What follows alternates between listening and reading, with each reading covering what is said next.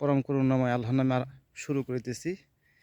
এই হচ্ছে আমার পুকুর, এটা হচ্ছে আমার পুকুরের পার। এই দেখুন, এই পাশে হচ্ছে বেগুন গাছ, আর এই পাশে হচ্ছে পালং শাক, এটা হচ্ছে লাল শাক, এটা হচ্ছে পাট শাক,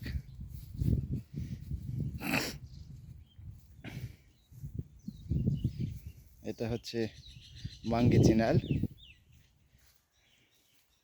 এটা পুঁই শাক,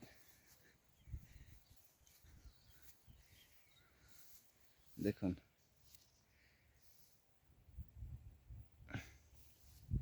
এটা আমাদের পুকুর। ডাঁটা শাক,